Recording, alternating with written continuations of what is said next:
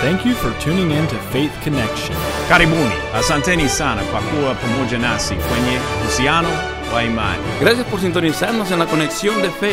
இந்த விசுவாச நிகழ்ச்சிக்கு உங்களை அன்போடு வரவேற்கிறேன். ఫెయిత్ కనెక్షన్ ప్రోగ్రామ్కి మిమ్మల్ని ప్రేమతో ఆహ్వానిస్తూ ఉన్నాము. మీ విశ్వాసము దేవునిలో ఉండాలని కోరుచున్నాము. ప్రభునందు ప్రియులారా, మరొకసారి మిమ్మల్ని కలిసే భాగ్యాన్ని ప్రభు నాకు ఇచ్చినందుకు ప్రభువుని గణపరుస్తూ ఉన్నాను. మనం అందరం కలిసి దేవుని వాక్యాన్ని నేర్చుకునే ధన్యత ప్రభు ఇచ్చినందుకు ప్రభువుని మనం కలిసి స్తుతిందాం. ఈ దినం ప్రభువుని మనం ప్రేమించడం ఎలాగా? ప్రభువుని మనము ప్రేమించడం ఎలా? ప్రభువు మనల్ని ప్రేమించారు. వాక్యంలో రాయబడి ఉంది, దేవుడు లోకముని ఎంతో ప్రేమించాను. నిన్ను నన్ను ప్రభువు ప్రేమించారు. మనల్ని ప్రేమించి అద్భుతమైన సృష్టి మనకు అప్పగించారు. సృష్టిలో మనం ఒకరం అయినప్పటికీ సృష్టిలో మనల్ని శ్రేష్ఠులుగా ప్రభువు సృష్టించారు. ఆ సృష్టి అంతా మన చేతులకు అప్పగించారు. ఈ అద్భుతమైన సృష్టిలో ఉన్న సమస్తాన్ని ఆనందించే భాగ్యం, అధికారం చెలాయించే ధన్యత ప్రభువు మనకు అనుగ్రహించారు. ప్రభువు మనల్ని ప్రేమించారు గనక మనల్ని ఉన్నతమైన స్థానంలో ఉంచారు. ప్రభువుని ప్రేమించే వారుగా కూడా మనం ఉండాలని ప్రభువు కోరుతూ ఉన్నాడు. అనేకసార్లు ప్రభువు ప్రేమను పొందుకోవడమే కానీ తిరిగి ప్రేమించే వారుగా మనం అనేకసార్లు ఉండలేకపోతూ ఉన్నాం. కనుక ఈ దినాన్న ప్రభువుని మనం ప్రేమించాలి. ప్రభువు మనల్ని చూసి బాధపడేవారుగా మనం ఉండకూడదు. ప్రభువు మనల్ని చూసి సంతోషించేవారుగా ఉండాలి. మన బిడ్డలను చూసి మనం సంతోషించాలి కానీ మన బిడ్డలను చూసి మనం బాధపడకూడదు.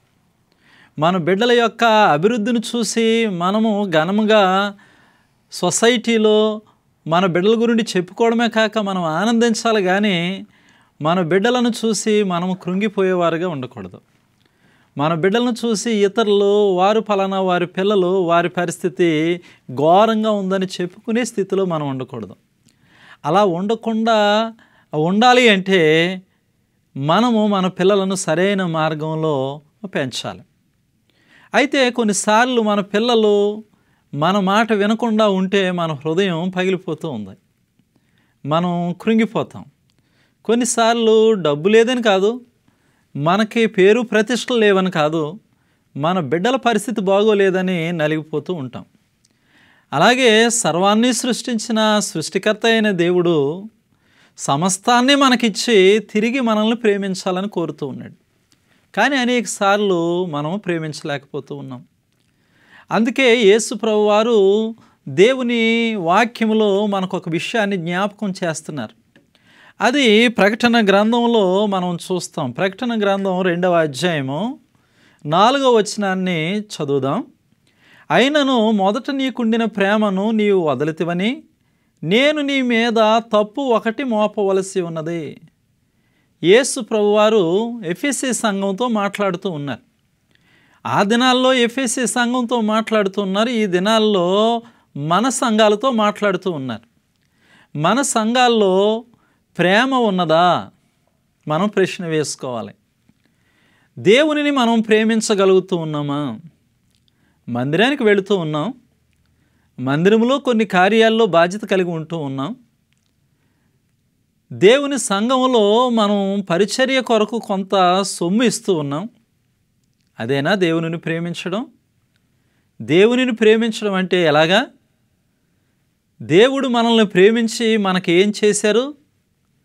ప్రభువు మనల్ని ప్రేమించి ఈ అద్భుతమైన సృష్టిలో మనల్ని ఉంచి, ప్రభువు మనల్ని ప్రేమించి నశించిపోతుంటుండగా వెతకి రక్షించి, ప్రభువు మనల్ని ప్రేమించి ఆయన బిడ్డలుగా మనల్ని చేసుకుని సకల ఆశీర్వాదాలు ఆయన మనకు అనుగ్రహిస్తే మనం ప్రభువుని ఎలా ప్రేమించగలుగుతూ ఉన్నాం? యేసు ప్రభువారు కొన్నిసార్లు మన స్థితిగతులను చూసి సంతోషిస్తూ ఉన్నారు, కానీ మనలో ఉన్న లోటును బట్టి మాత్రం ఆయన బాధపడుతూ ఉన్నట్లు వాక్యంలో మనం చూస్తున్నాం. ప్రభువుకి మన గురించి చాలా స్పష్టంగా తెలుసు. వాక్యంలో మనం చూస్తాం, 2వ వచనంలోనే ఒక అద్భుతమైన మాట రాయబడి ఉంది. ప్రకటన గ్రంథం 2వ వచనం 2వ అధ్యాయము 2వ వచనం. నీ క్రియలను, నీ కష్టమును, నీ సహనమును నేను ఎరుగుదును. నీవు దుష్టులను సహింపలేవనియు అపోస్తులు కాకయే తాము అపోస్తులమని చెప్పుకొని వారిని పరీక్షించి వారు అబద్ధికులని నీవు గ్రహించుతువని నాకు తెలుసు అంటున్నారు ప్రభు. కనుక ప్రియ దేవుని బిడ్డలారా, ప్రభువుకి మన గురించి తెలుసు. మనం చదివాం కదా, నీ క్రియలను నేను ఎరుగుదును. దేవుని నమ్మిన బిడ్డలకు క్రియలు ఉండాలా? క్రియలు ఉండాలి. క్రియలు లేని విశ్వాసం మృతము అని వాక్యంలో మనం చూస్తాం. దేవుని యందు విశ్వాసం ఉంచుతున్నాము అని మనం చెప్పినట్లయితే మనకు క్రియలు ఉండాలి. మన క్రియల ద్వారానే ప్రభువుని మనం మహింపరచగలుగుతాం. అంటే విశ్వాసం ఉండకూడదా? విశ్వాసం ఉండాలి. విశ్వాసంతో క్రియలు ఉండాలి. మనం మంచి క్రైస్తవులమని చెప్పుకోవడమే కాదు, మన జీవితం, మన క్రియలు కూడా దేవునిని ఘనపరిచేవిగా ఉండాలి. ప్రభువు చెప్తూ ఉన్నారు, నీ క్రియలను నేను ఎరుగుదును. దేవుని నమ్మిన తర్వాత దేవుని కొరకు చాలా మంచి మంచి కార్యాలు మనం చేస్తూ ఉన్నాం. దేవుని సేవలో సహకరిస్తూ ఉన్నాం, సువార్తలో సహకరిస్తూ ఉన్నాం, మందిర కార్యక్రమాల్లో సహకరిస్తూ ఉన్నాం, సంఘముగా ఎక్కడికన్నా వెళ్ళాలి అంటే సహకరిస్తూ ఉన్నాం. దేవుని పనుల్లో మనం ఉంటూ ఉన్నాం. ప్రభువుకి మన క్రియలు తెలుసు. మనం మన కుటుంబాన్ని పోషించుకోవడానికి కష్టపడుతూ ఉన్నాం.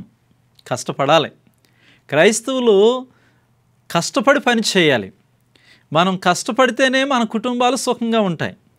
మనం కష్టపడితేనే మన భార్య సంతోషంగా ఉంటుంది. మనం కష్టపడితేనే మన బిడ్డలకు భవిష్యత్తు. క్రైస్తవులైన వారు కష్టపడాలి. దేవుని నమ్మిన వారు మరి ఎక్కువగా కష్టపడాలి. కష్టపడే వారిని ప్రభువు చూస్తున్నారు. నీ క్రియలను నేను ఎరుగుదును. మన క్రియలు సంఘంలో బాగోవాలి, కుటుంబంలో బాగోవాలి, బయట బాగోవాలి.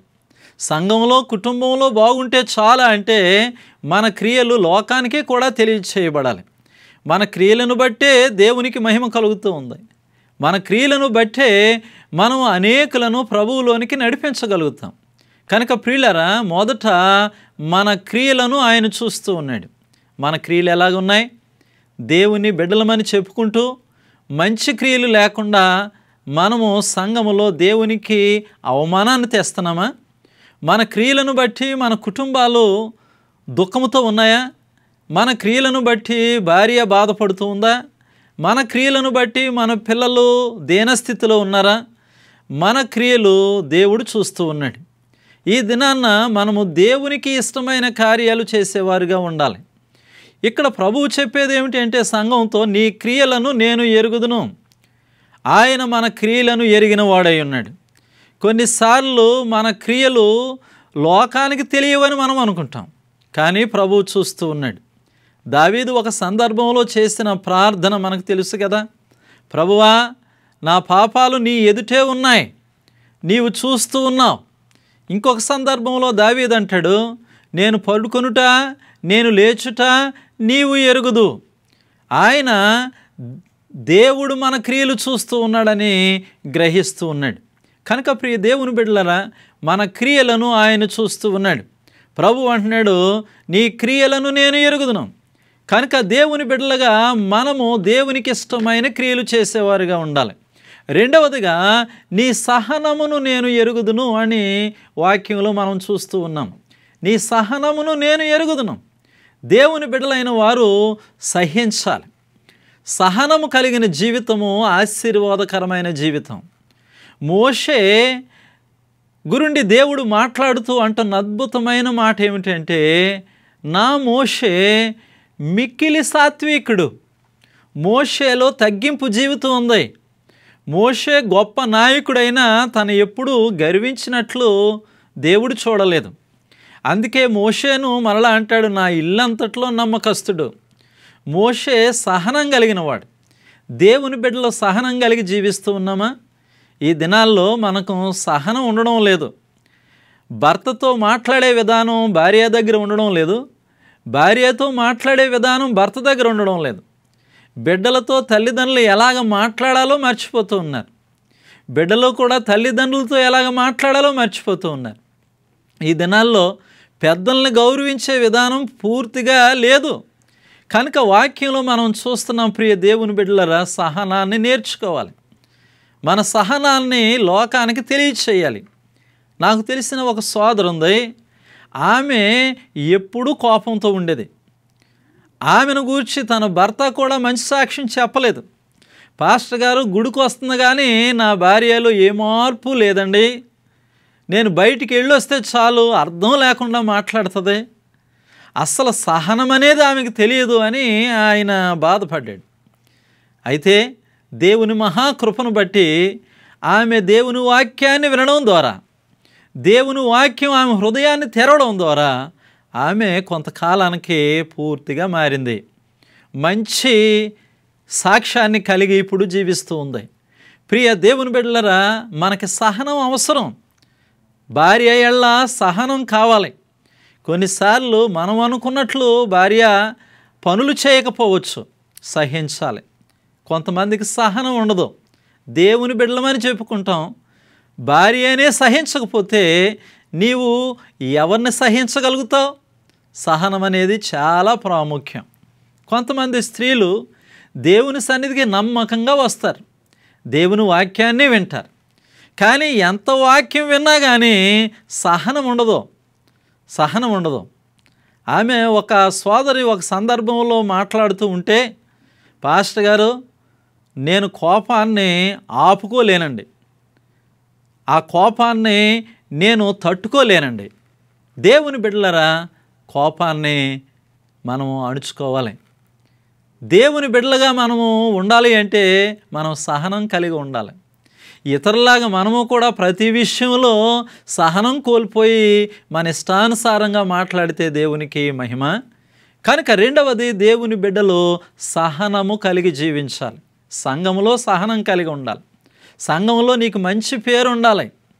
ఆమె సహించి, అతడు సహించి సంఘంలో అనేకులను ప్రోత్సహిస్తారండి అన్న మాట ఉండాలి. కుటుంబంలో నా భర్తకి ఎంత సహనమో, నా భార్యకి ఎంత సహనమో, నా బిడ్డలు యవనస్తులైనా కానీ వారు ఎంత సహనంగా ఉంటారో అని మనము చెప్పుకోవడమే కాకుండా ఇతరులు కూడా చెప్పుకునే కుటుంబాలుగా మన కుటుంబాలు ఉండాలి. దేవుని పనిలో కూడా సహనం ఉండాలి. చాలాసార్లు మన సొంత కార్యాలన్నింటిలో సహనం ఉంటుంది కానీ దైవ కార్యాలకి సహనం ఉండదు. మనం సహించుకోం. వాక్యాన్ని మనం సంఘంలో వింటూ ఉన్నప్పుడు ఈ వాక్యం నా గురిండే వచ్చింది, నా లోటును సరిచేయడానికే దేవుడు మాట్లాడుతూ ఉన్నాడు, దేవా నీకు వందనాలు అని మనం అనం. ఏదో పాస్టర్ గారు మిమ్మల్ని ఉద్దేశించి మాట్లాడుతూ ఉన్నాడనే మీరు బాధపడుతూ ఉంటారు. ప్రియ దేవుని బిడ్డలారా, సహింపు అనేది చాలా దీవెనకరమైంది. ప్రభు కోరుతూ ఉన్నాడు, సంఘంతో మాట్లాడుతున్నాడు. మొదట నీ క్రియలను నేను ఎరుగుదును, నా క్రియల్లో నీవు ఎంతో ఆసక్తిగా ఉన్నావు. నిజమే ప్రియ దేవుని బిడ్డలారా, దేవుని కార్యాల్లో ముందుండాలి. ఈ దినాల్లో అనేక మంది విశ్వాసులు సొంత కార్యాల్లో ముందుంటున్నారు కానీ దేవుని కార్యాల్లో ముందుండడం లేదు. వారి కార్యాలు, వారి కుటుంబ కార్యాలు, వారి బంధువుల కార్యాలు, అన్ని కార్యాల్లో ముందుంటారు కానీ దైవ కార్యాల్లో ముందుండరు. దేవుని బిడ్డలారా, మనము దేవుని కార్యాల్లో ముందుండాలి. రెండవది, మనం సహనము కలిగి ఉండాలి. మన సహనము లోకం గ్రహించాలి. మూడవదిగా, ఆ సంఘములో ఉన్న ప్రత్యేకత ఏమిటి అని ఆలోచన చేస్తే, వారు అపోస్తులు కాకుండా వారి ఇష్టానుసారంగా వారు దేవుని వాక్యాన్ని బోధిస్తూ ఉంటే వారిని చూసి వారిని పరీక్షించి వీరు అబద్ధికులని వారు గ్రహించినట్లు మనం చూస్తాం. కనుక సంఘములో ఈ లక్షణాలు ఉండాలి. సంఘములో నీవు నేను వాక్యానుసారంగా జీవించాలి. వాక్యాన్ని వినడమే కాదు, దానిని పాటించడమే కాదు, దేవుని వాక్యాన్ని మనం పరీక్షించేవారుగా ఉండాలి. బొరియా సహోదరుల గురించి మనకు తెలుసు కదా. వారు దేవుని వాక్యాన్ని పౌలు గారు చెబుతూ ఉన్నప్పుడు వినడమే కాదు, ఆ వాక్యం అలాగా ఉందో లేదో అని వారు పరీక్షిస్తూ ఉన్నట్లు వాక్యంలో మనం చూస్తాం. కనుక దేవుని బిడ్డలు వాక్యాన్ని వినడమే కాదు, ఆ వాక్యము వాక్యానుసారమైందా లేకుంటే వాక్యానికి వ్యతిరేకంగా ఉందా మనం గ్రహించాలి. ఈ దినాల్లో విశ్వాసులు దానిని గ్రహిస్తున్నారా? వాక్యానికి లోబడుతూ ఉన్నారా? దేవుని వాక్యాన్ని వినకుండా ఎవరెవరో క్రొత్త బోధలు, రకరకాల బోధలు, ఆకర్షించే బోధలు, మేలుకరమైన బోధలు, దీవించే బోధలు. కానీ దైవ బోధ నీవు నమ్ముతూ ఉన్నావా? దైవ బోధను నీవు అనుసరిస్తూ ఉన్నావా? ఆ సంఘములో వారు చేసే అద్భుతమైన పని ఏమిటంటే, అబద్ధ బోధకులు వచ్చినప్పుడు వీరు దేవుని సంబంధులు కారు అని గ్రహించారు. ఈ దినాల్లో ఎక్కువ ఆకర్షణీయమైన మాటలు మాట్లాడితే విశ్వాసులు పడిపోతూ ఉన్నారు, కానీ దేవుని వాక్యానికి చోటు ఇవ్వడం లేదు. ప్రియ దేవుని బిడ్డలారా, నీవు నేను గ్రహించాలి. దైవజనుల ప్రేమను మనం గ్రహించాలి. వారు ఎంత కష్టపడి ప్రభువులోనికి మిమ్మల్ని నడిపించారో మీరు గ్రహించాలి. ఒక సోదరి, దేవుని సేవకుడు, ఆమె గురుండి ఎంతో ప్రయాసపడి ఆమె అన్యురాలుగా ఉన్నప్పుడు, దీనస్థితిలో ఉన్నప్పుడు సువార్త ప్రకటించి సంఘానికి నడిపించి సంఘములో ఆమెను ఉన్నతమైన స్థితిలో ఆమెను గౌరవిస్తూ ఆమె దేవునికి లోబడే కొద్దీ సంఘములో ఆమెకు అనేకమైన బాధ్యతలు అప్పగిస్తూ ఉంటుండగా ఆమె సంఘములో నమ్మకస్తురాలుగా జీవిస్తూ ఆమె దేవుని సేవకుని గురుండి ఎంతో అద్భుతమైన సాక్ష్యం చెప్పుట నేను విన్నాను. దేవుని బిడ్డలైన వారు కృతజ్ఞత కలిగి ఉండాలి. అయ్యా, మా పాస్టర్ గారు మేము దేవుని ఎరుగని స్థితిలో ఉన్నప్పుడు మా దగ్గరికి వచ్చారు, మేము కష్టాల్లో ఉన్నప్పుడు మమ్మల్ని ఆదరించారు. దైవజనులు ఎన్నో ఇబ్బందులు పడి వారు వేరే ఉద్యోగం చేసుకోగలరు, వారు ఉద్యోగం చేసుకుంటే మాకంటే ఎక్కువ సంపాదించగలరు, కానీ అవన్నీ విడిచిపెట్టి మా దైవ సేవకులు దేవుని పని చేయడానికి వచ్చారండి. మా కుటుంబాలు దీవించబడ్డాయి, మా బిడ్డలు దీవించబడ్డారు, మేము ఆ సంఘములో ఆఖరి వరకు నమ్మకంగా జీవిస్తాం అన్నవారు ఉండాలి. అటువంటి విశ్వాసులు ఉండాలి. ఎందుకంటే ప్రభువుకు తెలుసు, దేవుని బిడ్డలారా, మనతో ఆయన మాట్లాడుతూ ఉన్నాడు. సంఘములో నీవు ఎలాగున్నావు? నీ దైవజనుని ప్రేమిస్తున్నావా? నిన్ను ప్రేమించే దైవ సేవకుడు, నీ కొరకు ప్రార్థించే దైవ సేవకుడు, నీ బిడ్డల విషయాల్లో శ్రద్ధ తీసుకునే దైవ సేవకుడు, నీ కుటుంబానికి మంచి సలహాలు ఇచ్చే దైవ సేవకుడు, లేక ఈ దినాల్లో అటువంటి భారంతో కూడి నీ కొరకు ఎంతో ప్రయాసపడి నమ్మకంగా పనిచేసిన దైవ సేవకుడిని నిర్లక్ష్యం చేస్తూ ఉన్నావా? ప్రియ దేవుని బిడ్డలారా, నీవు నేను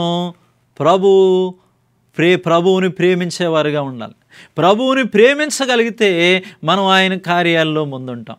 రెండవది, ప్రభువుని ప్రేమించగలిగితే సహనం కలిగి మనము జీవిస్తాం, ఇతరులకి మాదిరికరంగా ఉంటాం. నిజంగా మనం ప్రభువుని ప్రేమిస్తే మన సంఘంలో నమ్మకంగా ఉంటాం, సంఘంలో వారిని బలపరుస్తాం, ఇతరుల్ని మన సంఘాల్లోనికి నడిపిస్తాం, సంఘంలో ఆఖరి వరకు నమ్మకంగా మనం ఉంటాం. కనుక వాక్యంలో రాయబడిందో, నీవు ఆఖరి వరకు నమ్మకంగా ఉండు అంటున్నారు ప్రభు.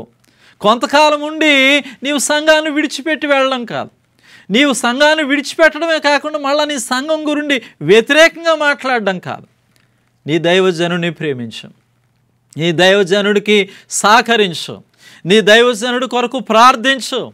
నీవు దేవుని దృష్టిలో నమ్మకస్తురాలుగా ఉండు. కనుక ప్రియ దేవుని బిడ్డల సంఘానికి ప్రభువారు బోధిస్తూ ఉన్నారు. మూడవదిగా మనం చూసినట్లయితే, అపోస్తులు కాకపోయినా వారు అపోస్తులని వారు చెప్పుకుంటుంటున్న వారిని వీరు పరీక్షించి, ఎంత అద్భుతమైన మాట, వీరు పరీక్షించి.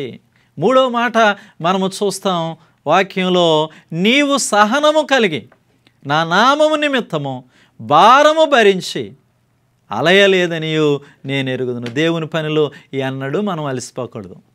దేవుని పనిలో ఎప్పుడూ మనం ముందుండాలి. దేవుని సేవకులతో మనం ఎప్పుడు సహకరించి మనం దేవుని పనిలో అలసిపోకూడదు.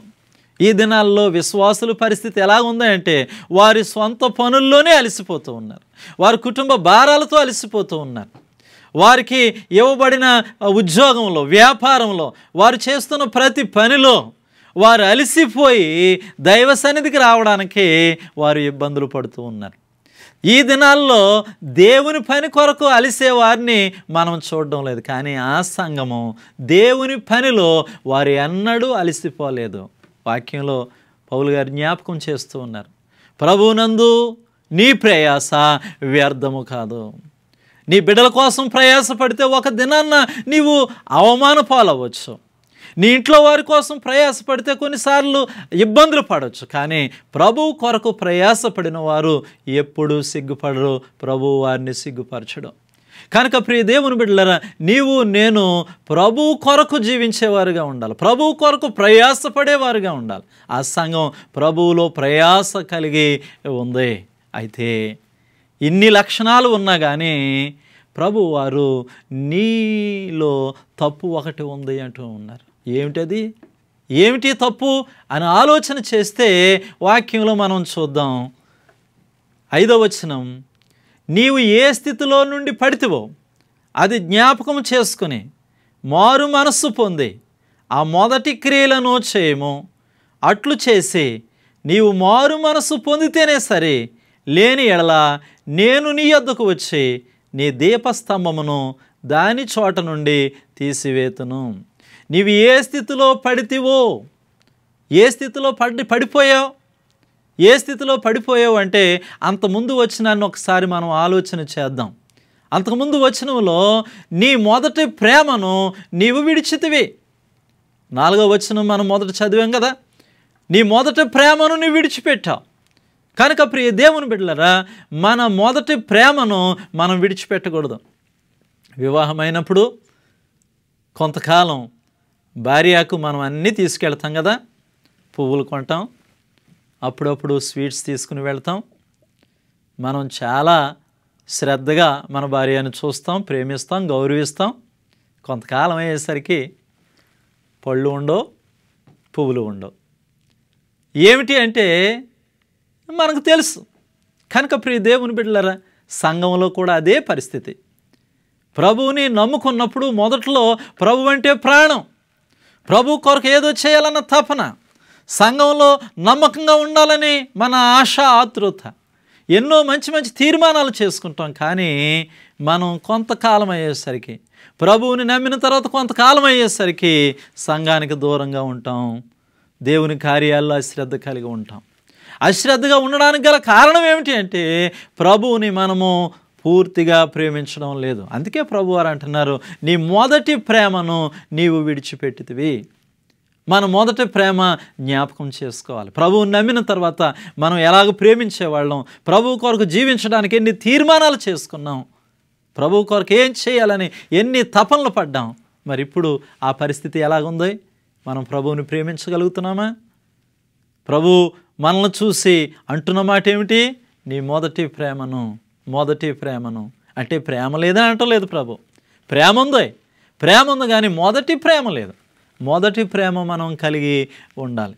మొదటి ప్రేమ అంటే ప్రభువు కొరకు ఆసక్తిగా జీవించేవాళ్ళం, ప్రార్థనలో ఎక్కువగా ఉండేవాళ్ళం, సువార్త ప్రకటించేవాళ్ళం, ఇతరులకి ప్రభువు మాటలు చెప్తూ మనం అనేక రీతులుగా సంఘంలో వారిని బలపరిచేవాళ్ళం.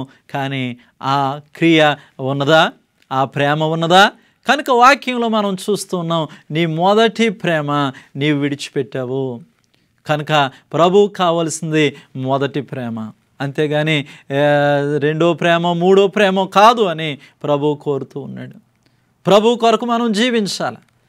వాక్యంలో ప్రభు వారు జ్ఞాపకం చేస్తున్నారు, నీవు ఎక్కడ పడిపోయావో, నీవు ఏ స్థితిలో ఉన్నావో అది జ్ఞాపకం చేసుకుని నీవు తిరిగి లేచి నీ మొదటి క్రియలను చెయ్యి. ప్రేమ ఎప్పుడూ క్రియలకు చూపిస్తూ ఉంది. ప్రేమ ఉన్నవారు, ప్రేమ కలిగిన వారు క్రియలు కలిగి ఉంటారు. నేను ప్రేమిస్తున్నాను అంటే సరిపోతుందా? ఏదైనా తీసుకుని వచ్చి ఇదిగో ఈ రకంగా నిన్ను ప్రేమిస్తున్నాను అంటే ఎవరైనా ఇష్టపడతారు. క్రియలు లేని విశ్వాసం ఎలాగైతే మృతమో అలాగే క్రియలు లేని ప్రేమ కూడా ఏమాత్రం ప్రయోజనం లేదని మనం చెప్పాలి. మనం కుటుంబాన్ని ప్రేమిస్తున్నాం కనుక వారి కొరకు ప్రయాసపడుతున్నాం, కష్టపడుతున్నాం. మన బిడ్డలను ప్రేమిస్తున్నాం, అందుకొరకే వారి కొరకు మనం ప్రయాసపడి చదివిస్తున్నాం, వారి అవసరాలన్నీ తీరుస్తూ ఉన్నాం. ప్రేమ ఉన్న చోట క్రియలు కనబడతాయి. కనుక వాక్యంలో మనం చూస్తూ ఉన్నాం, నీ మొదటి క్రియలను నీవు చేయాలి. కనుక ఈ దినాన్న మనం తీర్మానం చేసుకుందాం, మనము దేవునికి అనుకూలమైన క్రియలు చేస్తూ ఉన్నామా? దేవునిని సంతోషపెట్టే క్రియలు మనం చేస్తూ ఉన్నామా? మన క్రియలు దేవుని దృష్టిలో ఎలాగున్నాయి ఒకసారి మనం ఆలోచన చేయాలి. బైబిల్లో ఎంతోమంది చేసిన క్రియలు దేవునికి మహిమ తెచ్చిపెట్టాయి. మన క్రియల ద్వారా దేవునికి మహిమ కలుగుతూ ఉందా, లేకుంటే మన క్రియల ద్వారా దేవునిని అవమానపరిచేవారుగా ఉంటూ ఉన్నాము? మన పిల్లలు చేయకూడని పనులు చేస్తే, మనకు అవమానం తెస్తే మనకు సంతోషమా? అలాగే దేవాది దేవుని బిడ్డలై ఉండి మనం ఆయన మాట వినకపోతే, ఆయనకి ఇష్టమైన క్రియలు మనం చేయకపోతే ప్రభువు మనల్ని చూసి బాధపడతారు. కనుక వాక్యంలో మనం చూస్తూ ఉన్నాం, ప్రభువారు అంటూ ఉన్నారు, నీ క్రియలు మొదటి క్రియలుగా ఉండాలి. మొదట ఎలాగైతే ప్రభువుని ప్రేమించావో, మొదట ఎలాగైతే ప్రభు కార్యాల్లో శ్రద్ధ కలిగి ఉన్నావో అలాగే నీవు ఉండాలి. నీ మొదటి ప్రేమ కావాలి. రెండవది ప్రభువారు అంటున్నారు, నీ మొదటి క్రియలు నీవు చేయాలి. క్రియలు అనేది చాలా ప్రాముఖ్యం. మనం ప్రభువుకు అనుకూలమైన క్రియలు మనం చేసినప్పుడు మన జీవితంలో ప్రభు అద్భుత కార్యాలు చేస్తాడు. క్రియలు మూలంగానే భక్తులైన వారు దేవునికి మహిమ తెచ్చిపెట్టారు. కనుక మన క్రియలు బాగోవాలి. ఎలాగున్నాయి మన క్రియలు? ప్రియ దేవుని బిడ్డలరా, ప్రభువు మనల్ని ప్రేమించారు, తిరిగి మనం ఆయన్ని ప్రేమించాలని కోరుతూ ఉన్నారు. మనలో కొన్ని లక్షణాలు ఉన్నాయి, కానీ అవి సరిపోవట. మొదట మనకు ఉన్న ప్రేమ మరలా ప్రభువుకు చూపించాలి. ఈ దినాన్న మరి ప్రభువుతో చెప్తామా, ప్రభువా నేను నిన్ను మొదట ఎలా ప్రేమించానో అలాగే నేను ప్రేమిస్తాను. నిజమే, నాకు తెలుసు నిన్ను మొదట ప్రేమించే రీతిగా నేను ఇప్పుడు ప్రేమించలేకపోతూ ఉన్నాను. మరలా నీ మొదటి ప్రేమ నేను గ్రహించాను. నీ మొదటి ప్రేమ, నా మొదటి ప్రేమ నేను మరలా నీకు చూపిస్తాను తండ్రి అని నువ్వు ప్రార్థన చేయగలిగితే ప్రభువు నిన్ను దీవిస్తారు, ప్రభువు నీ ఎడల సంతోషిస్తారు, నిన్ను ఆశీర్వదించి ఆయనకు మహిమకరమైన బిడ్డగా నిన్ను నిలబెట్టుకుంటారు. అయితే దేవుని బిడ్డలరా, ఆఖరిగా ఒక మాట, ఇంకా మీలో కొంతమంది ప్రభువు ప్రేమ ఎరుగక, ప్రభువు ప్రేమ పొందుకోవడమే కాకుండా ప్రభువుని ఎలా ప్రేమించాలో తెలియని స్థితిలో ఉన్నారు. మీరు ప్రభువుని ప్రేమించాలి అంటే మొదట ప్రభువు ప్రేమను మీరు గుర్తించాలి. ప్రభువు మిమ్మును ప్రేమించి పరలోకాన్ని వీడి భూలోకానికి వచ్చాడు. నీవు నేను పాపాత్ములు అయితే మన పాపాల కొరకు ఆయన సిలువలో ప్రాణాన్ని పెట్టి ఆయన తన బిడ్డలుగా నిన్ను నన్ను చేసుకోవాలని ఆశపడుతూ ఉన్నాడు. అయితే నేను ఈ సమయంలో ప్రభువా నేను పాపిని, నా పాపాన్ని క్షమించు నాయనా, నన్ను నీ బిడ్డగా చేసుకో తండ్రి అని నీవు మనస్ఫూర్తిగా ప్రార్థన చేయగలిగితే ఎందరైతే ఆయన్ని అంగీకరించారో వారందరికీ ఆయన బిడ్డలుగా ఉండే అధికారము ఆయన అనుగ్రహిస్తాడు. ఆయన బిడ్డలుగా నువ్వు జీవించడమే కాకుండా పరలోక రాజ్యంలో నిత్యము ప్రభువుతో ఉంటారు. ఆ రీతిగా మీరు ప్రభువు బిడ్డలుగా జీవించి ప్రభువు ప్రేమను పొందుకొని ప్రభువుని ప్రేమిస్తూ ప్రభువులో సాగాలి అంటే ఈ దినాన్న నీవు తప్పనిసరిగా ప్రార్థన చేయాలి. దేవుడు మీ అందరినీ దీవించాలని కోరుతూ ప్రభువు ప్రేమలో సాగాలని దైవ సేవకుడిగా మిమ్మల్ని ఆశీర్వదిస్తూ ఈ మాటలు ముగిస్తూ ఉన్నాను. ప్రభువు మిమ్మల్ని దీవించునుగాక. ఫెయిత్ కనెక్షన్ ప్రోగ్రాంలో పాల్గొన్నందుకు మీకు వందనములు.